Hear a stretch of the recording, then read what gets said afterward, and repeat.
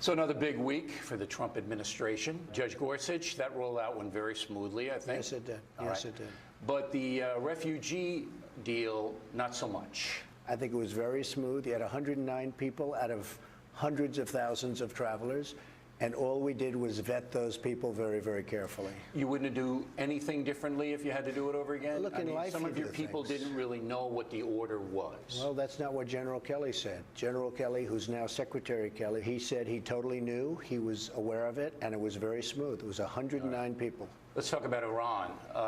Your assessment, do you think we're on a collision course, we being the United States, with that country? I think it was the worst deal I've ever seen negotiated. I think it was a deal that should have never been negotiated. Absolutely, the deal that was made by the Obama administration. I think it's a shame that we've had a deal like that and that we had to sign a deal like that, and there was no reason to do it. And if you're going to do it, have a good deal. We gave them $1.7 billion in cash, which is unheard of. And we put the money up, and we have really nothing to show for it. Possible you tear it up? We'll see what happens. I mean, we're going to see what happens. I can say this. They have total disregard for our country. They are the #1 terrorist state. They're sending money all over the place and weapons, and can't do that. Sanctions, that's how you're going to start with them. Just started. But you're moving a carrier, right? I never talk about military moves. I always criticize President Obama where they'd have an announcement that they're going into Mosul or they're going to some place, and they'd give the name, the date, the time. I don't believe in that. So you're not real bullish on Iran at this point? No, I'm not bullish. I think they have total disrespect for our country. And I understand that deal, I would have lived with it if they said, okay, we're all together now. But it was just the opposite. It's like they're emboldened, where they follow our planes, they circle our ships with their little boats, and they lost respect because they can't believe anybody could be so stupid as to make a deal like that. You talked to Putin last week. You had a busy week last week. I'm pretty busy, yeah. Busy week and a half. Do you respect Putin? I do respect him. Do you? Why? Well, I respect a lot of people, but that doesn't mean I'm going to get along with him. He's a leader of his country. I say it's better to get along with Russia than not. And if Russia helps us in the fight against ISIS, which is a major fight, and Islamic terrorism all over the world, right. Major fight, that's a good thing. Will I get along with him? I have no idea. It's He's a killer, though. Won't. Putin's a killer. A lot of killers. We got a lot of killers. Why, you think our country's so innocent? Do you think our country's so innocent? I don't know of any government leaders that are killers in America. Well, take a look at what we've done too.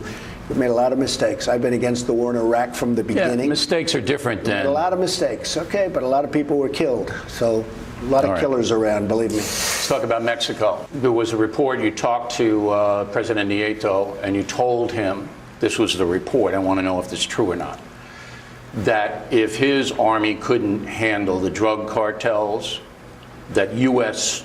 Army soldiers would. Did you say that? We have to do something about the cartels. I did talk to him about it. I want to help him with it. I think he's a very good man. We have a very good relationship, as you probably know. He seemed very willing to get help from us because he has got a problem. Got a problem. And it's a real problem for us. Don't forget, those cartels are operating in our country, and they're poisoning the youth of our country. At this point, do you consider Mexico a corrupt country? Because this stuff has been going on for decades. I love the people.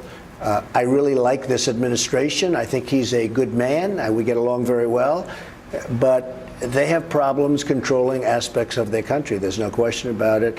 And I would say the drugs and the drug cartels, #1. Have you figured out what kind of a tariff you're going to levy on Mexico to pay for the wall? Well, right now, it's very unfavorable. Right now, we're losing our jobs to Mexico. You look at the plants, you look at these massive plants. Now, I have to tell you, I've turned it around already. I've turned it around. You see that. Ford has been phenomenal. They canceled the plant. They're building tremendous. Yeah, you intimidated them. No, they're afraid General of you. Motors has been Mary Barra. They're afraid of you. You know these companies. I don't know if they're afraid. No, they want to do what's right.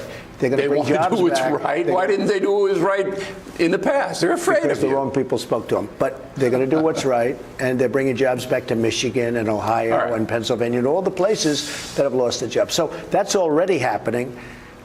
I think you're going to see a tremendous job growth in this country. Let's turn to domestic policy. I just spent the week in California, as you know, they are now voting on whether they should become a sanctuary state. So California and the USA are on a collision course. How do you see it?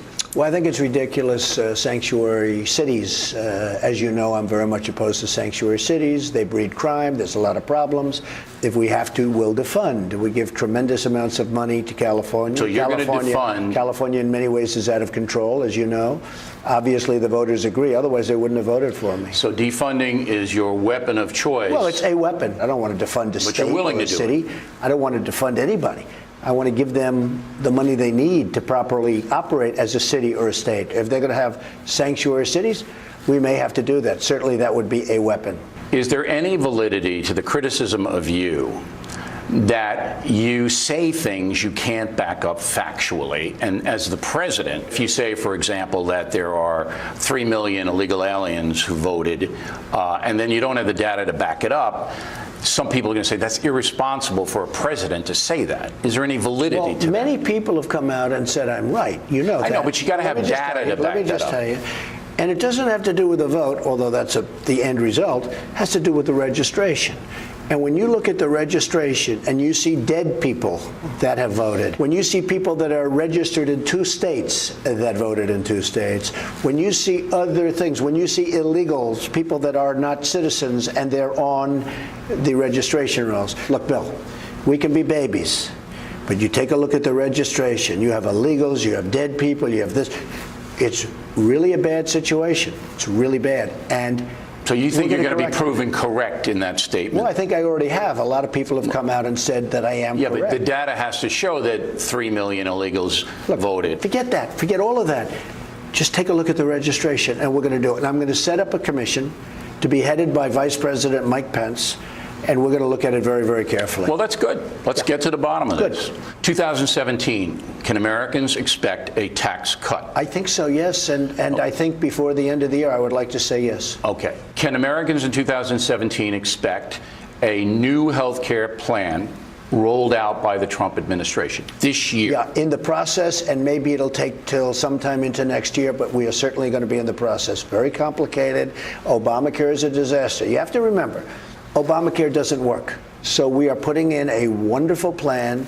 It's statutorily takes a while to get. We're going to be putting it in fairly soon. I think that, yes, I would like to say by the end of the year, at least the rudiments, but we should have something within the year and the following year. All right, last question. You get 4 hours of sleep or some crazy thing like that. When your head hits the pillow, do you ever say to yourself, I can't believe I'm here. I cannot believe that I am the president of the United States. When I wasn't a politician, I didn't start out this way. That wasn't my life goal. Does that ever come into your mind? Well, I must tell you, the other day I walked into the main entrance of the White House, and I said to myself, this is sort of amazing. Or you walk into Air Force One, it's like a surreal experience in a certain way, but you have to get over it because there's so much work to be done, whether it's jobs or other nations that truly hate us. You have to get over it. Football, how do you see this game? Well, I like Bob Kraft. I like Coach Belichick, and Tom Brady is my friend. They're all taking gas because of that. I know, they're taking a lot of heat. Right. But you know what? They're also getting a lot of popularity out of it. I think they're going to do very well. Tom's a winner. So you're rooting for the Patriots. The coach is a great coach. I think the other team is fantastic, though. No, I think it's a fantastic team. It turned out to be a good quarterback. But, you know, there's less pressure on the Patriots because they've been there. You know, once you've won, once you've done it, and they've done it, once you've done it, there's a lot less pressure. So we'll see what happens. But, you know, you have to stick up for your friends, right? Sure. Now, Fox Sports is demanding I ask you to make a prediction. Well, I hate to make predictions. But you have to. I hate to do it, but I'll say... Because I won't leave unless you do. I don't even know what are the odds. I guess it's pretty even, right? 2 great teams. Yeah, but you got it. Pretty even. So I'll say the Patriots will win. By how many points? By 8 points. All right. So that's a good presidential prediction. We'll see. You know, and you don't need data on that. Shouldn't be doing those things, but that's okay. You don't need data on that. I need no data. Okay. Mr. President, thanks very much for taking the time. All right, Bill, thanks for that. Thanks to President Trump. And there's much more from Bill O'Reilly's exclusive interview. It'll be airing on the O'Reilly Factor. We'll soon get back to football as the pregame show guys have arrived. I'm heading to the booth. Going to join Troy.